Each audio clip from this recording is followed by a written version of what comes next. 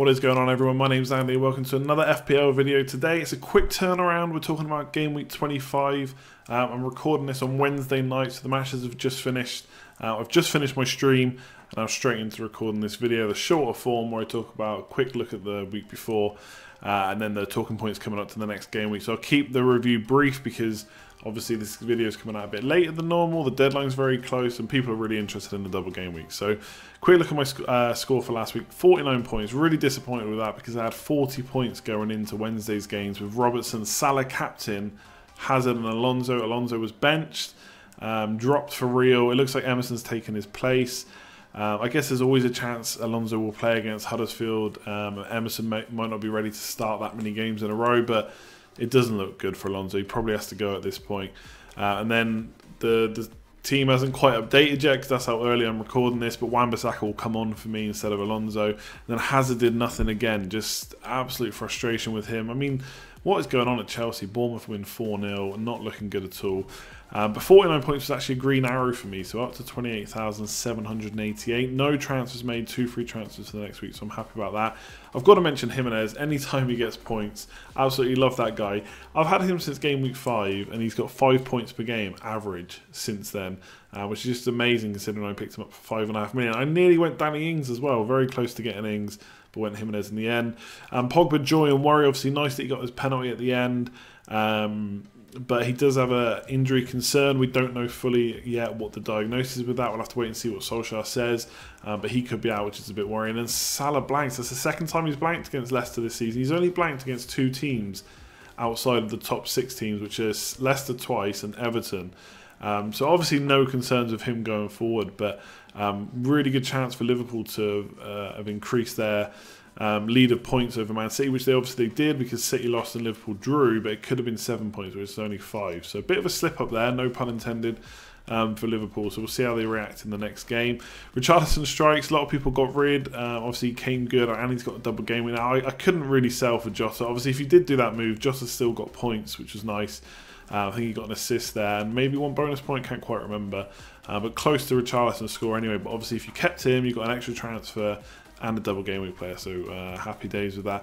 And like I said, what's going on at Chelsea? It just looks like Sarri's maybe lost the dressing room already. No one's really that happy. They're not performing. 4-0 to Bournemouth. I mean, fair play to Bournemouth. From what I've read, they played really well. David Brooks especially. But it's not good enough for Chelsea. So we'll talk about that more in the preview. Let's get on with it. So as you can imagine, we're going to talk about double game weeks. It's the thing most on people's minds this week, as you can imagine. It came around with pretty short notice. Man City are involved, which is obviously a team we expect to do well in most matches. So a lot of stuff to talk about. It's not all double game week, to be fair, but it will be linked in quite a bit. So let's start off with triple captain in game week 25. Will I use it in game week 25? Would I use it in game week 25? So I think a lot of it depends on your situation. So if you've not necessarily got all the chips left, like I've got every single one left, which means it's hard to fit them all in. If I'm going to wild card into a bench boost and maybe use my free hit in the other double game week, then I've got triple captain either in a single game week or I'm hoping for a third double game week, which is possible, but doesn't look that likely. So it's really now or in a single game week. So the key problem for me is you can't be sure who's going to play both games for Man City, right? Sané, Sterling, Aguero, probably the main 3 attackers that we're looking at, or at least that I'm looking at. And, you know, maybe 1 or 2 of them will play both games. I think there's every chance that happens, but I can't tell who that is. And I don't know if I'm confident enough to put it on, because if they just play 1 game and it's the Arsenal game, I know Arsenal have been poor defensively, but I'm just not sure if Man City, you know, the loss to Newcastle was pretty poor. I don't think they look too good. Obviously, Arsenal probably going to attack more, which is going to leave more space behind, which could help Man City, of course. Newcastle very organised and tough to break down. But just there's a slight doubt in my mind. And I don't like that doubt when I'm trying to use the triple captainship. But that being said, if you really want to use it in double game week, and I do talk about the double game weeks like people talk about the FA Cup, which is the magic of the double game week. And I don't like using the triple captain in a single game week. I kind of want to play the odds that 2 games is better than 1, but Arsenal at home and Everton away is not necessarily the ideal fixtures, even for Man City. And it could work out better in a single game week when Salah's got like a poor, you know, a team with a poor defensive record, for example. We'd expect Salah to do well in a game like that. And I mean, my record with the triple captain is awful. I've only got 9 points converted to 27 as my maximum so far. Some people have got 27 odd, like right up into the 70s. So I'm not the greatest with it anyway. So maybe don't even listen to my advice, to be honest. But yeah, there's probably too much doubt in my mind to use it. But I do think if you've got all your chips left and there's nowhere else to use it, and you don't want to use it in a single game week, then this probably is the best bet. Who to use it on? Salah and Sterling. I find it really hard to split them.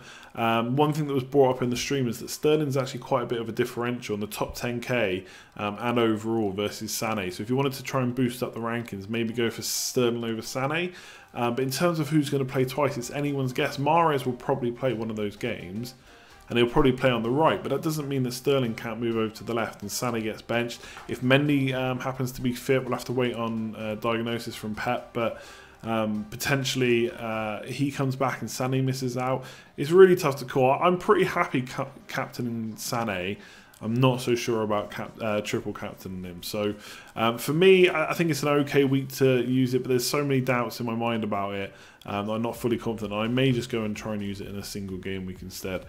Which Man City players? I've kind of already mentioned the attackers. I think Sané, Sterling have got to be the main two, then Aguero, depending on the structure of your team. If you can fit a premium striker in without too much rearranging, then go for it. In terms of how many, one thing to remember is if you're not already stacked with these players, if you're not already loaded up on Man City, or even Everton players, if you're looking at that, they've got blanks coming up. So it's Arsenal at home and Everton away is obviously the double, but then it's Chelsea at home, so that's not necessarily going to be an easy match, although obviously Chelsea not looking very good, but maybe they'll turn it on for a top 6 clash. Then it's a blank, and then it's some pretty nice fixtures, West Ham, Bournemouth and Watford. So if you can bench them during the blank, then great. But if you've already got, say, Richarlison and Sané, and you bring in another 2 Man City players, that's 4 players that are going to blank in Game Week 27. So it's all well and good bringing them in now for maybe free transfers, but you're going to have to possibly use transfers to get rid of them again in Game Week 27. So I'm a bit wary about loading up, but I do think Sané and Sterling are the top 2 there. And then Aguero kind of coming in at 3rd place for Man City. And you could look at defenders. A lot of people looking at Edison and Laporte. For the price that they are, I'm not sure about getting in. I may still do it, possibly. I'll come on to that on my plans. But you know, Laporte's 5.9, Walker's 6.4, and Edison's obviously a premium price goalkeeper. So they're quite expensive assets who don't really have the best defensive record recently. Now, I did think they were looking a bit better, but conceding 2 against Newcastle. Can I see Aubameyang scoring against them? Sure. Richarlison, Sigurdsson, maybe not quite so much. So I think there's possibly a clean sheet there. But Chelsea's going to be a tough game. Then you're going to get nothing in the blank. I wouldn't be loading up. I know people are talking about getting Edison and Laporte. The one thing I will say about that is it's very much a differential. That if there isn't many goals in these games, but they can keep 2 clean sheets, you will be laughing.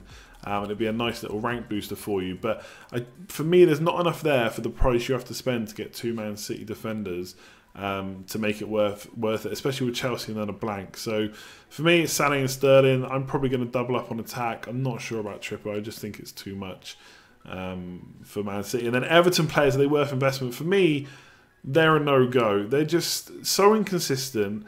They're looking... I know they won, obviously, against... Huddersfield, I think it was. I can't remember what the fixture was now. I think it was Huddersfield. And obviously that's a good result. But I'm just not confident going forward. Wolves at home, for me, the double game week feels like it's Wolves at home plus 2 points for an appearance. I don't see many points against Man City. Then they got Watford away. And Watford is not an easy game. Then a blank. And then it's Cardiff away, okay, and then Liverpool at home. So they got a pretty tough run plus a blank. So I don't want to use transfers getting in their players to then get rid of them. And I just think Richarlison, yes, he scored, and I'm happy for that, and I'm happy to keep him. But he had been on a poor run of form. Obviously, Lucas Dean's going to miss one of those games as well now. So you're probably not going to get any of their defenders in, which just leaves Sigurdsson. But it just feels like too much of a punt for me at the moment. So for me, saying no to Everton. If you've got them, fair enough, hold. But in terms of bringing him in, I don't see much there personally. Pogba worries, so I spoke about it in the review. Obviously, potentially injured, potentially out. We're going to have to wait for more news. I don't have it right now, and to get this video out on time for the next game week, I can't wait for the press conferences to happen. So if he's out for just a week, I'd probably just bench him. Again, obviously depends on your squad. Can you take a bench in? Can the rest of your squad get through it? Probably can for the most part. If it's more than that, I'd maybe look at moving him on. Obviously, he does have penalties. He's got great form, got great fixtures as well. Leicester away, Fulham away.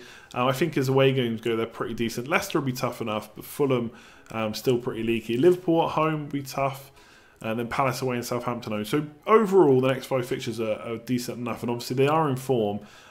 Even drawing against Burnley, yes, but still getting 2 goals in that game.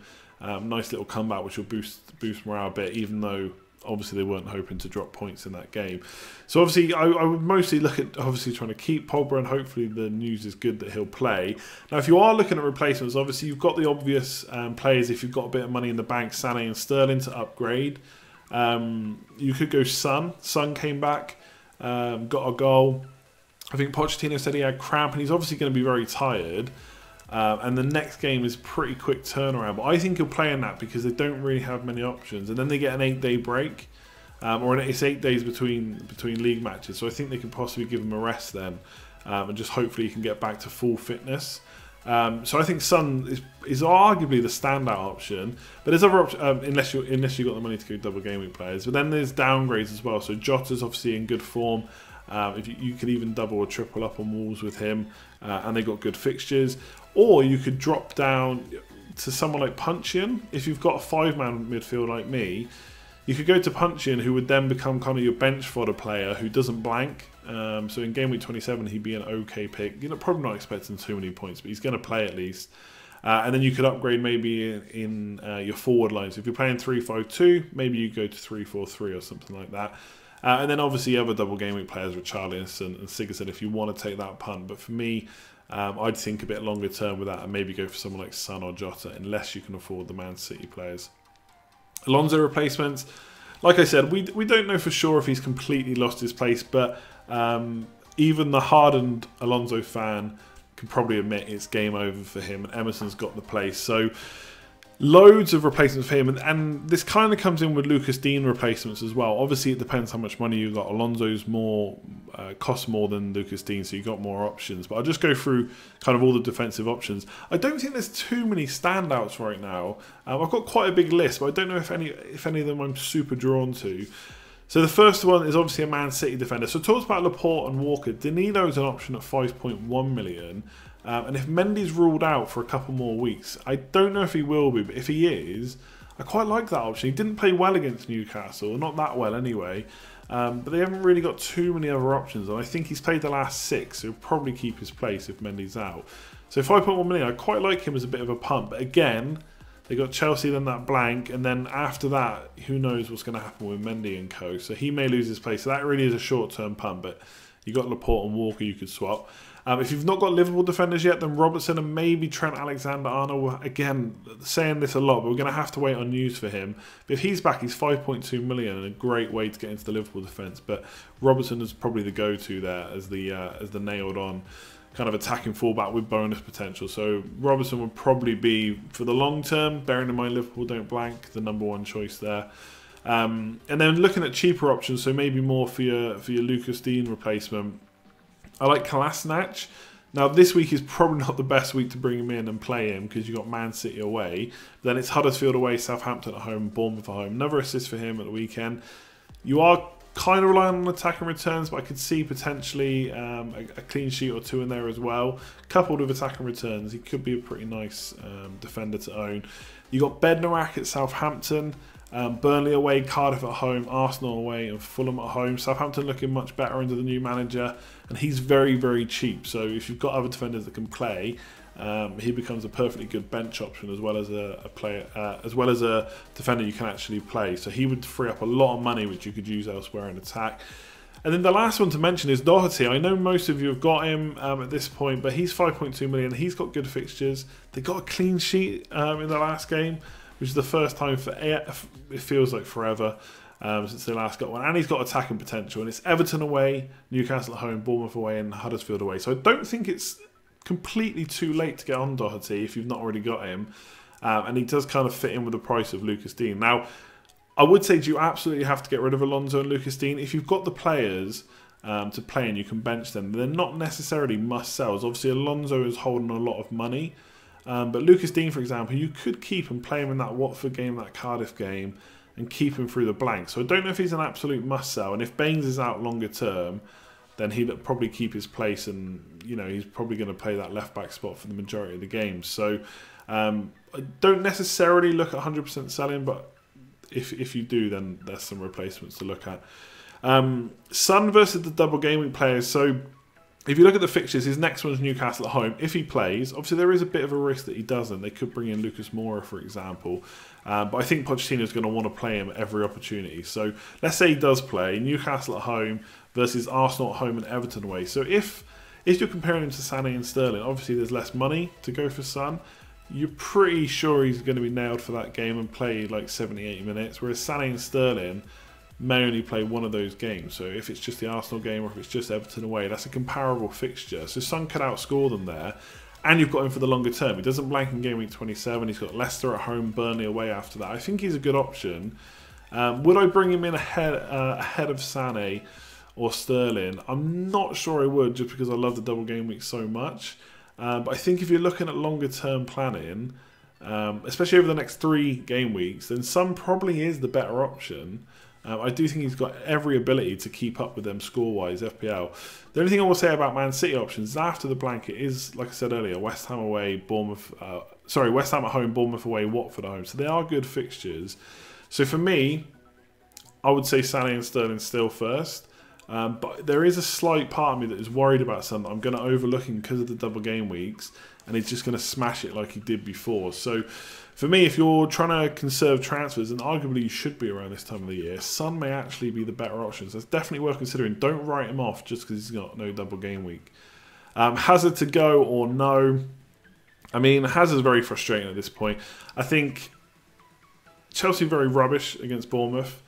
Sarri, I think, has lost the dressing room. He was coming out with all these comments about there's no leaders, the players are kind of the problem, they're not playing as they should be. Hazard seems unhappy. I mean, not necessarily unhappy, but he's mentioned that Sarri is kind of annoyed at him and that he annoys all his managers. And obviously there's all this speculation all the time about him going to Real Madrid. And it's getting to the point now where if he doesn't go soon, not going to happen in January, of course, but in the summer, if he doesn't go soon, then he's going to miss out on that opportunity. And, is he going to be bothered for the rest of the season? I don't know. Look, it's Huddersfield at home. Transfers are precious at this time of the season. I can see a reason to keep him. But after that, it's Man City away. Don't see many points there. Then it's a blank. Then it's Spurs at home. So his fixtures are really bad after this game week. So for me, I'm looking at getting rid of him, possibly for Sterling, or as a way to get a premium striker in. So I'm not fully against getting rid of him. I think people will say to me, well, could he not punish you against Huddersfield? Yes, he could. But you're betting on him scoring more points than possibly Sané or Sterling in a double game week or a premium striker in a single game week. So for me, because of the fixtures after that, it's not too much of a worry. And I just think Chelsea in poor form. Higuain, is he going to hit the ground running? I'm not completely sure about that either. So I think definitely can go if you want.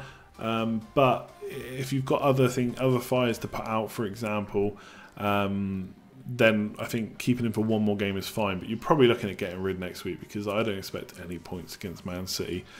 So coming on to captaincy, it's going to be Man City player, right? Even if you don't triple captain, and that's probably the standout. You got Salah versus West Ham away, Hazard versus Huddersfield at home. I think at this point Hazard's done enough where we're just not confident in captaining him at all.